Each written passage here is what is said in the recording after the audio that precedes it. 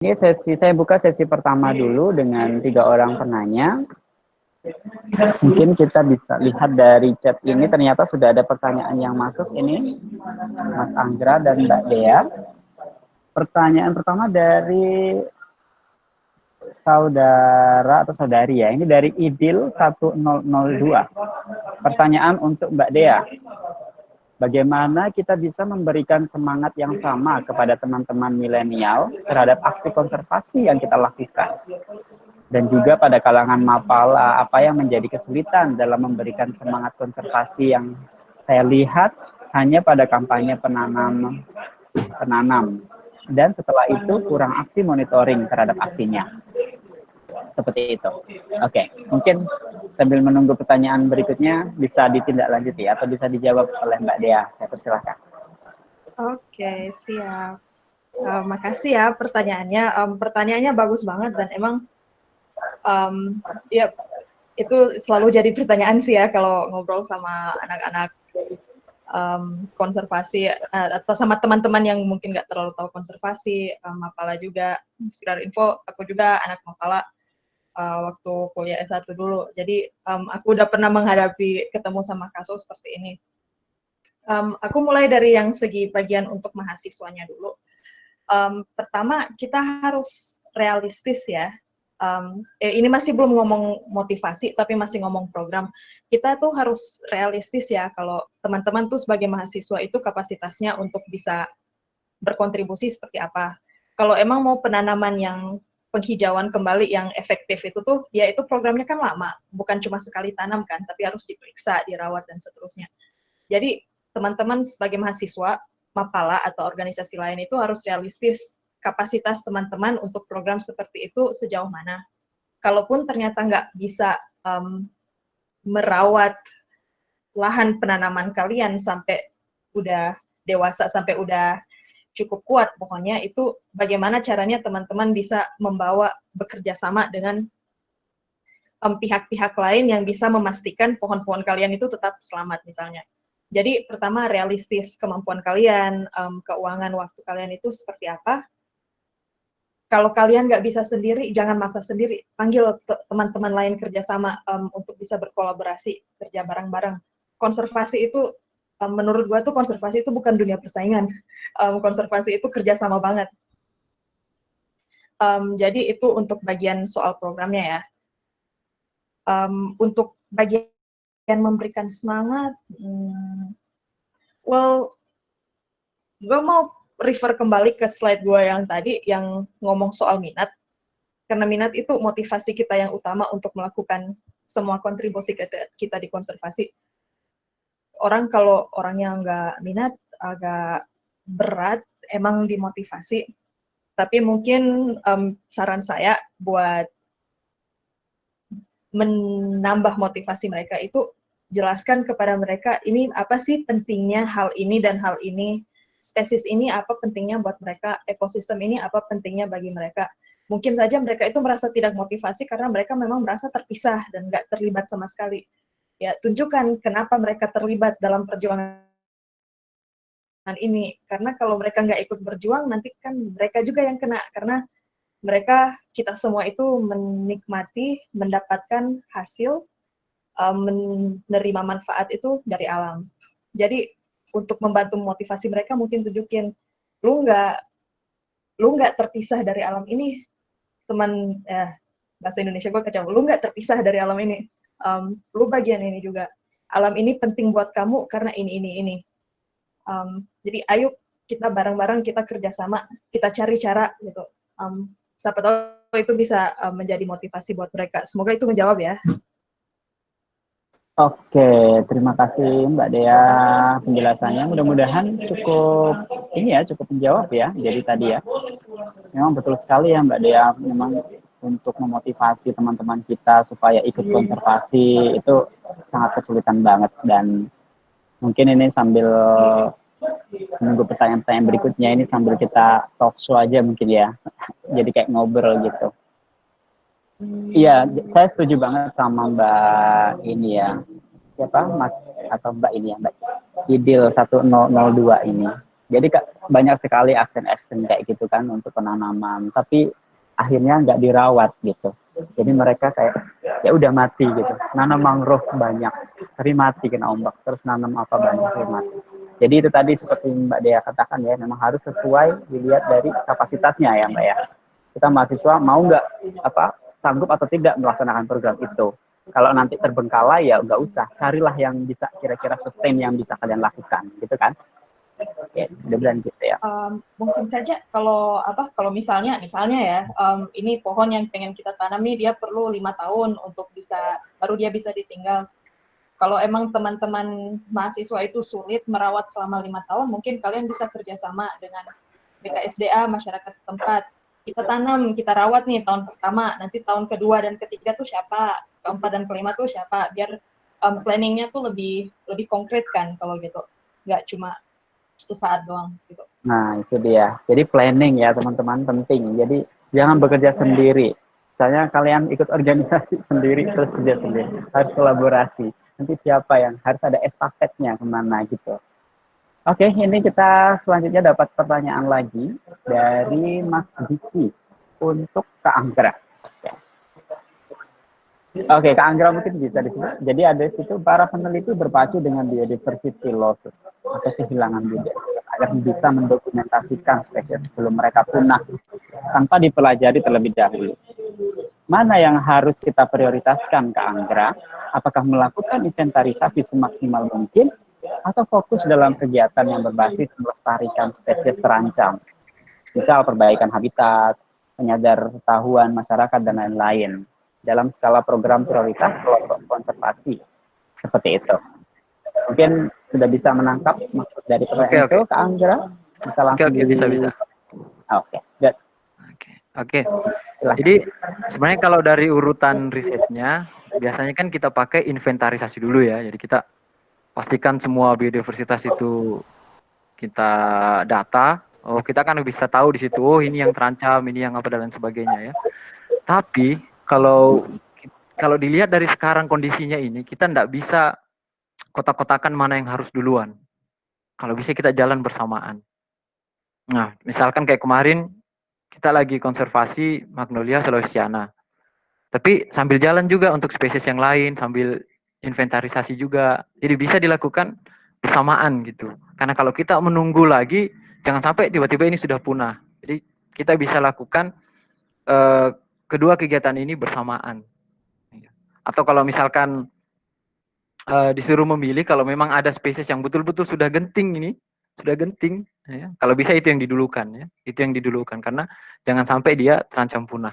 Tapi kalau dari urutan riset, ya kita pasti inventarisasi dulu, habis itu kita data semua mana yang critical endanger, mana endanger, spesies ini ada di mana saja. Nah itu kita bisa lakukan program ke depan. Tapi kalau melihat kondisi yang sekarang ya, apalagi kalau di Sulawesi ya, itu pembukaan lahan untuk perkebunan itu gila-gilaan ya. Apalagi kakao itu kan seksi sekali kan, kakao, cengkeh, apalagi ya.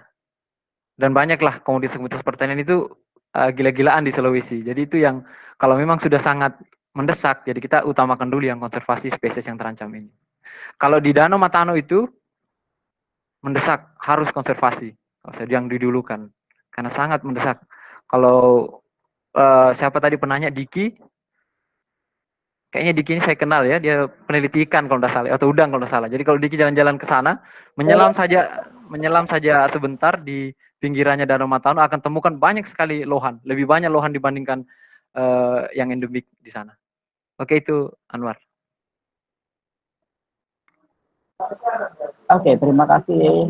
Mudah-mudahan bisa menjawab ya. Jadi tadi yang penting adalah itu ya Kak, yang endanger dulu, jadi konservasi dulu. Betul. Kalau kita udah tahu. Kalau bisa jalan dua-duanya ya, karena inventarisasi itu juga penting.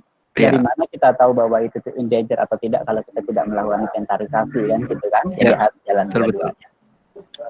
Oke, selanjutnya ini ada pertanyaan dari siapa ini? Doris. Ibu Ibrahim dulu. Nah, ini ada panggil Ibu. Oke, ini pertanyaan dari Ibu. Pertanyaan saya, hal apa yang dilakukan ketika ada suatu spesies yang telah dikategorikan terancam, tapi tetap digunakan sebagai salah satu unsur dalam upacara adat masyarakat tertentu?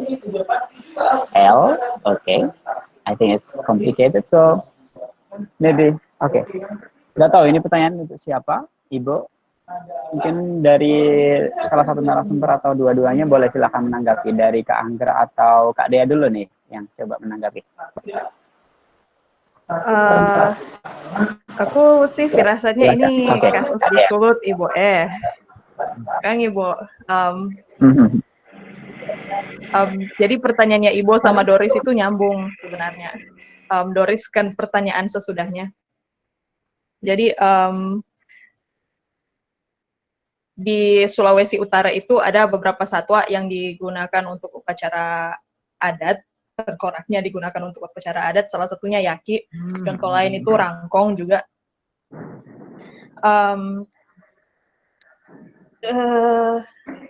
Benar banget kata Mas Anwar, ini emang topik yang sangat complicated.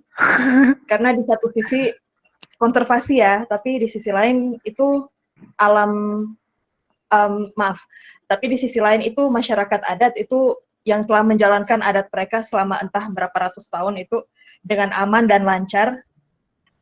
Tapi ini gara-gara pengaruh dari dunia modern yang semakin mengancam habitat satwa dan kehidupan satwa itu, akhirnya cara hidup mereka itu juga akhirnya jadi sasaran, kena semprot, disalahkan gitu.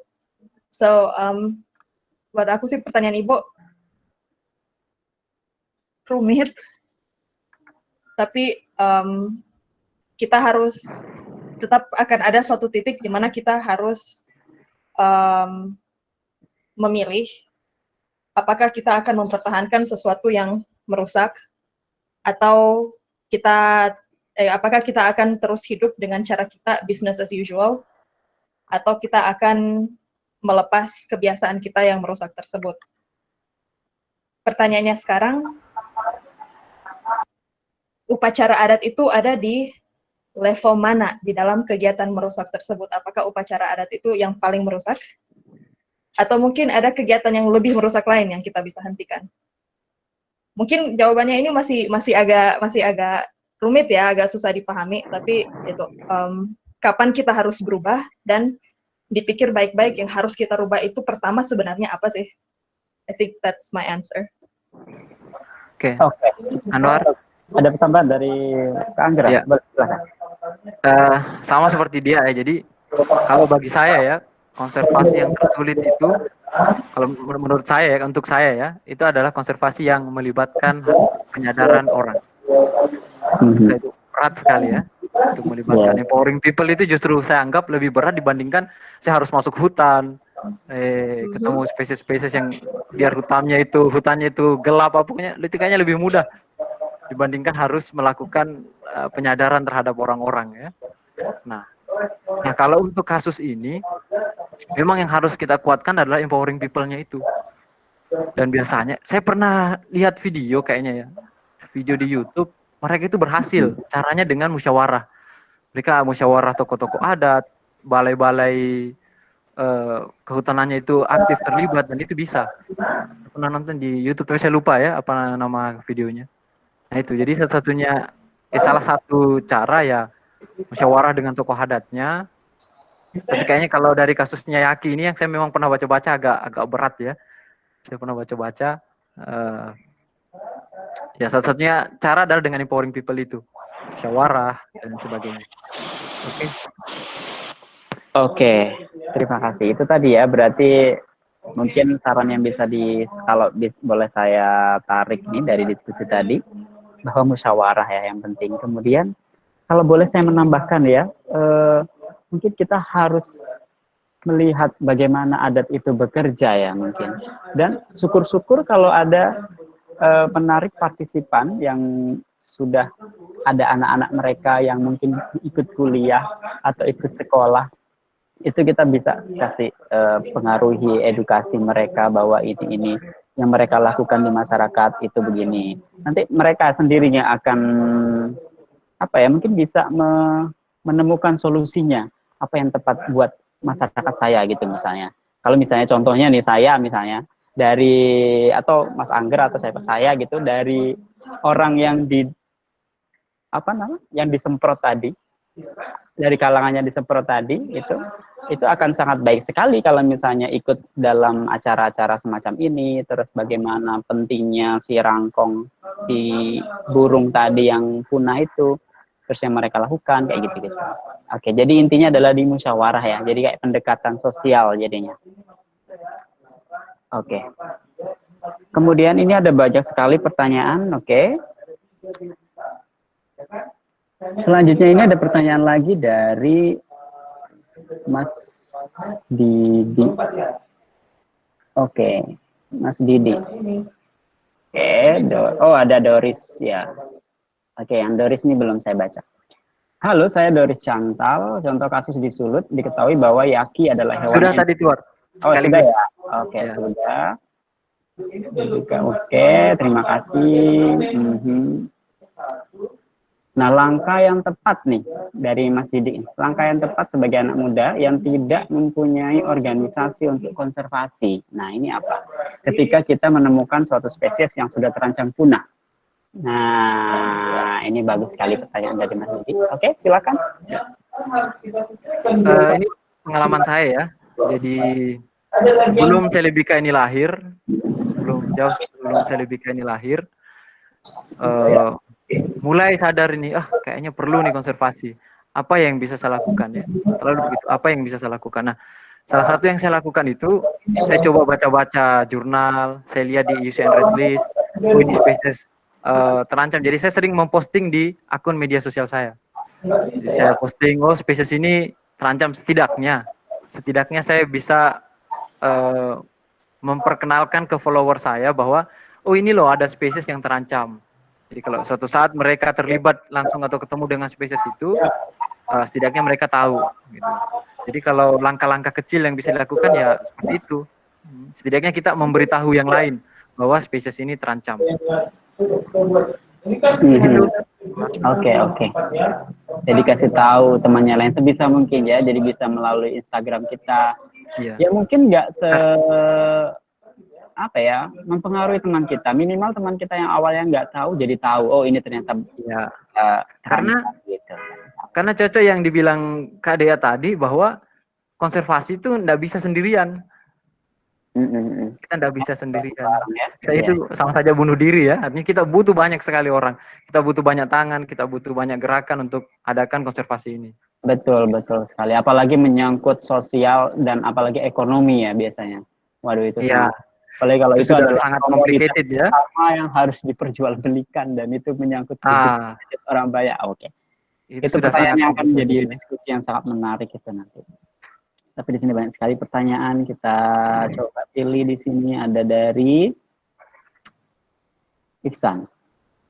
Apa sebenarnya tantangan terbesar dalam menghadapi kepunahan spesies hewan maupun tumbuhan? Apakah edukasi manusianya atau faktor lainnya? Oke, sepertinya sudah dijawab tadi ya. Manusia sudah dijawab oleh Kak Anggra tadi. Jadi untuk well education untuk manusia itu yang sulit. Oke, selanjutnya dari Kak Elizabeth. Selamat sore, saya Sally, ingin bertanya, sering menemukan pertanyaan dari orang-orang sekitar mereka berpikir bahwa kenapa sih hewan atau tumbuhan yang berpotensi atau terancam punah harus kita konservasikan atau kita lindungi? Seberapa pentingkah hewan dan tumbuhan tersebut di alam? Lalu apakah ketika mereka punah, adakah dampak besar bagi lingkungan kita? Kemudian apa cara yang efektif untuk melakukan pendekatan dengan masyarakat yang lebih dekat dengan alam? Terima kasih. Nah, ya ini seringkali pertanyaan muncul nih. Ini misalnya magnolia tadi apa, Mas Anggra? Magnolia Sulawesiana. Itu kan mungkin jangan-jangan orang sekitar nggak tahu itu namanya magnolia Sulawesiana dan mereka nggak tahu itu ini untuk apa harus disulap sih? Ini biasanya digunakan untuk kayu bakar atau apa? Saya juga nggak tahu ya. Nah itu bagaimana kira-kira untuk meyakinkan atau mengedukasi orang-orang di sekitar kita? Ini untuk Kak Anggra ya mungkin ya. Atau Untuk siapa? Untuk saya. bolehlah Oke. dua-duanya, Kak Dea silakan. dulu ya. Sautan Silakan lah. Kak Dea. Selama nggak crowded, it's okay, fine. Kak Dea. Ini yang pertanyaannya Muhammad Iksan ya. Kak Elizabeth. Sorry, tadi. Ini Kak Oh, Elizabeth. Elis ya. Iya, kadang kan kita gembor-gembor konservasi, tapi orang itu sering tanya, seberapa penting sih kita harus konservasi kayak gitu loh Kak. Jadi gimana sih untuk ngasih mereka pemahaman gitu? Kalau menurut aku sih, ini kembali lagi ke jawaban aku yang pertama tadi, itu kita harus menunjukkan pentingnya perannya satwa atau hewan tersebut atau ekosistem tersebut sebenarnya seperti apa ya secara lebih konkret. Jadi mungkin kalau orang memahami perannya seperti ini, baru mereka bisa ya juga ya. Kalau mereka nggak gini, berarti nanti hutannya gimana dong, lautnya gimana dong, seperti gitu. Jadi tunjukkan nilai dari satwa atau tumbuhan tersebut. Yang bikin agak berat sih di Indonesia karena kita kan spesiesnya tuh banyak banget. Dasar ya negara yang kekayaan keanekaragaman hayatinya kaya banget. Jadi semua banyak banget spesiesnya, banyak banget yang perlu dilindungi. Terus alasannya mirip-mirip lagi. Tapi mungkin kalau nggak salah itu ada beberapa taktik-taktik konservasi yang dilakukan NGO itu untuk memilih satu spesies keystone atau flagship species itu mereka lakukan ketika mereka memilih satu spesies yang penting banget untuk suatu ekosistem, dan mereka dengan melindungi spesies tersebut mereka bisa melindungi satu hutan tersebut atau satu laut, satu pesisir, satu ekosistem tersebut. Jadi biar kita nggak perlu menjelaskan ini nih Garcinia ini nih pentingnya apa, Dracontomelon ini apa, ficusnya apa, tapi kita pilih aja satu spesies, itu yang jadi fokus kita, tapi dengan melindungi spesies tersebut satu ekosistemnya itu bisa dilindungi. Semoga itu menjawab. Oke, jadi harus tahu dulu ya perannya. Jadi harus tahu dulu perannya. Oke. Mas Anggra mau nambahin? Silahkan. Oh iya. Jadi dulu pernah ikut ini seminar hasil ya. Ada yang bertanya juga seperti itu. Kenapa sih harus diteliti ini, misalkan lumut atau apa tuh? Jadi langsung menohok gitu katanya jawabannya ya. Nah ini kita manusia selalu berpikir apa yang bisa dimanfaatkan ya. Nah itu yang dasar pertama yang harus kita perbaiki dari kita. Jadi kita selalu berpikir apa yang bisa dimanfaatkan gitu ya. Nah itu. Nah selanjutnya apa yang bisa kita ajarkan bahwa seberapa penting spesies ini dilindungi? Contohnya gini, owa Jawa. Owa Jawa kan juga itu lagi terancam ya, lagi ini.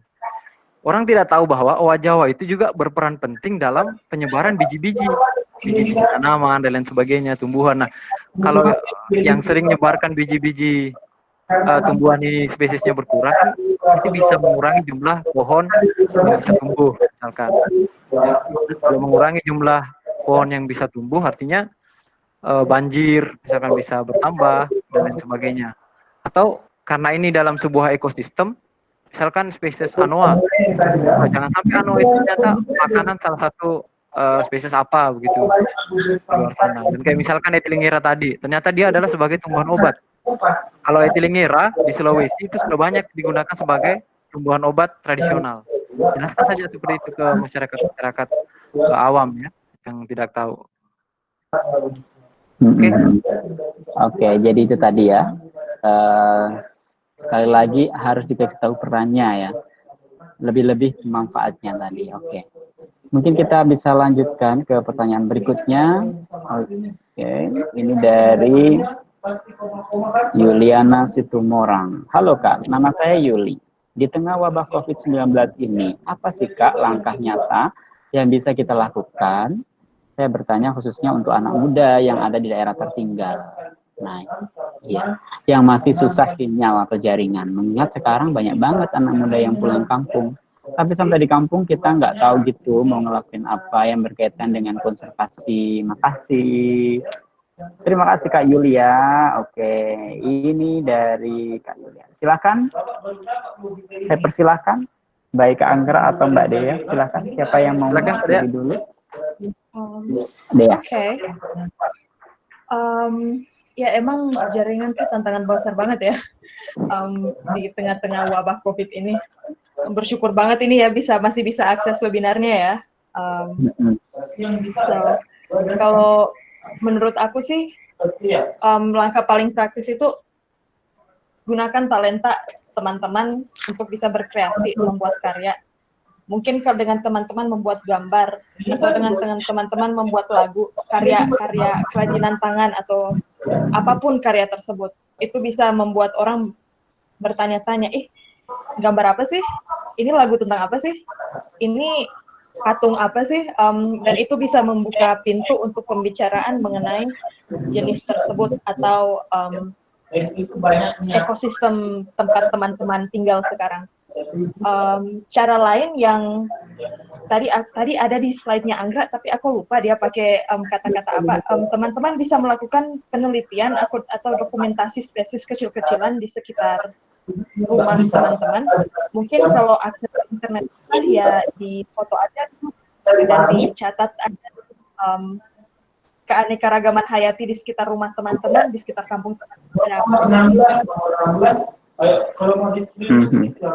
Oke, terima kasih Mbak Dea. Oke, tadi itu ya. Mas Anggra mau nambahin? Cukup. Oke, cukup. Jadi itu tadi ya, ya belum nemu jaringan nggak masalah lah. Itu bukan hambatan untuk bisa melakukan konservasi. Sekali lagi, karena konservasi itu bisa macam-macam ya.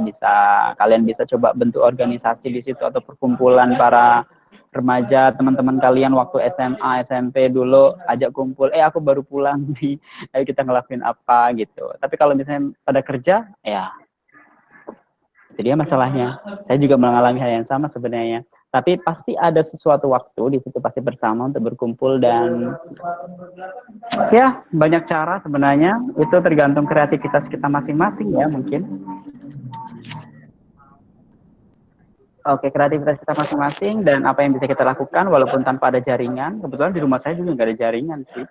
Tapi ya hal-hal kecil lah. Contohnya misalnya ngajak menanam pohon bersama, tetangga-tetangga kita gitu. Entah misalnya baru pulang nih misalnya dari IPB atau dari kampus, backgroundnya misalnya pertanian, punya benih. Apa misalnya bibit baru atau apa gitu yang prospek bagus bisa diajak. Tapi juga harus hati-hati ya, jangan sampai benih yang dibawa nanti bisa jadi invasif spesies, harus diperhatikan juga gitu. Oke, ada banyak cara, sekali lagi tergantung kreativitas teman-teman, tidak harus melulu melalui koneksi jaringan internet. Seperti itu, kemudian itu ya pertanyaannya. Kemudian ada lagi pertanyaan yang masuk, belum ada. Oke, ini ada dari Billy Gustav Yanto Loloang. Bagaimana caranya ya supaya kita bisa melindungi jenis endemik Sulawesi, tapi yang belum dilindungi? Oke.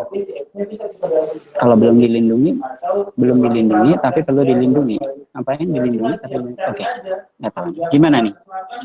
Ada tanggapan dari Kak Anggra atau Mbak Dea? Jadi kayaknya Mas Billy ini, kalau boleh berspekulasi menemukan sesuatu yang menurut Mas Billy perlu dilindungi tapi belum dilindungi. Nah, ini gimana caranya?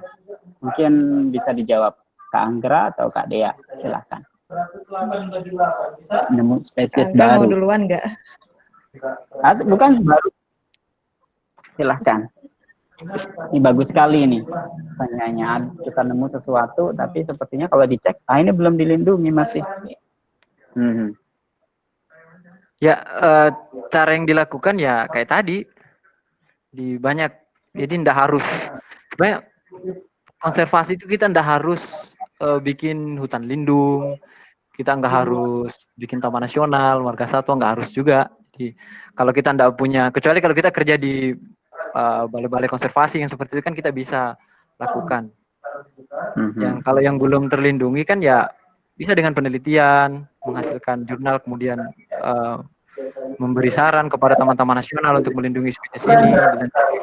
Kalau yang belum dilindungi dan taman nasional belum meng-cover, ya bisa diberikan saran ke taman nasional, mengadakan diskusi dengan taman nasional, dengan taman-taman nasional yang ada di Sulawesi lah. Oke. Oke. Kak Dea? Makasih ya untuk pertanyaannya dari Mas Billy. Kalau dari aku sih, kalau mau dilindungi dari segi kebijakan perlindungan itu langkahnya panjang banget ya, dan itu emang harus nempel di organisasi. Tapi untuk kita secara pribadi atau mungkin dalam organisasi skala kecil ingin melindungi spesies endemik, tapi belum ada gerakan dari organisasi lain untuk melindungi spesies tersebut. Kalau langkah praktisnya paling pertama, karena dari penelitian itu kan kita bisa menyusun program. Ini cara pelindungan paling bagus di mana, tinggalnya habitatnya itu paling bagus di mana. Di sekitar itu masyarakatnya seperti apa, ada sama yang cocok dengan mereka.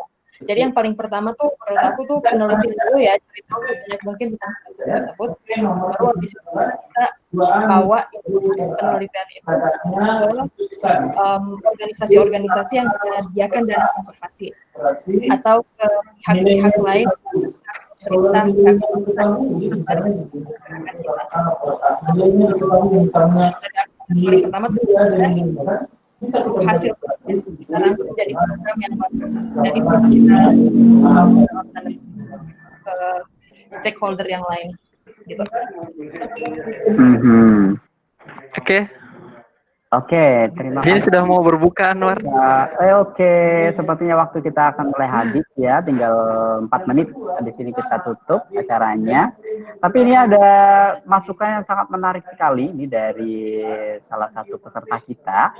Ini ada dari Viana Manggasa. Halo Sobat Konservasi, salam kenal. Saya Selviana dari BBK SDA Papua Barat.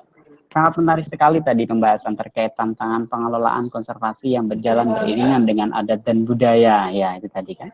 Saya ingin berbagi dengan Sobat Konservasi sekalian bahwa saat ini dari KLHK sendiri sedang mencanangkan 10 cara baru kelola kawasan konservasi. 2 diantaranya adalah menempatkan masyarakat sebagai subjek pengelolaan serta penghormatan nilai budaya dan adat.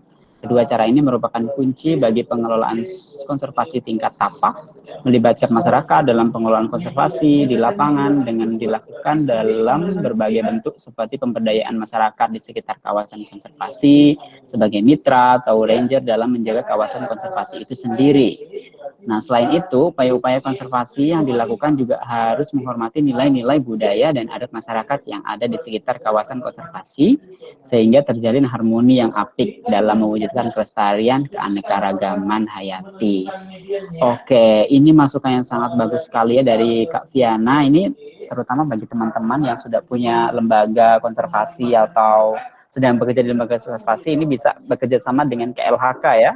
Tadi sudah ada mencanangkan 10 cara baru, nah itu bisa melibatkan. Jadi ada hubungan sinergisme antara pihak pemerintah dengan NGO gitu ya. Artinya NGO bukan berarti anti pemerintahan gitu, tapi harus berkolaborasi. Oke, masukan yang sangat menarik sekali dan sayang sekali kita terbatasi oleh waktu. Sekarang ini sudah menunjukkan 458 WIB di Bogor, kebetulan belum buka, tapi di daerah Sulawesi atau Indonesia bagian timur sudah berbuka ya. Saya ucapkan selamat berbuka bagi teman-teman semuanya. Oke, sebelum saya tutup ini, perlu tidak saya tarik benang merahnya ya. Jadi kita dapat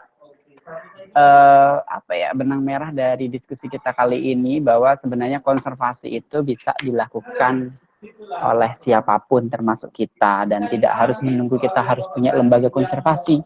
Kita justru bisa mengikut mensupport lembaga konservasi yang ada seperti tadi dijelaskan oleh Kak Dea ya, sudah menyebutkan kalau misalnya mau bergabung dengan kita, oke, just register yourself and then write down your name there dan seperti itu. Oke, nanti kalau mau ada masukan boleh ke situ ke Gunung Tambora.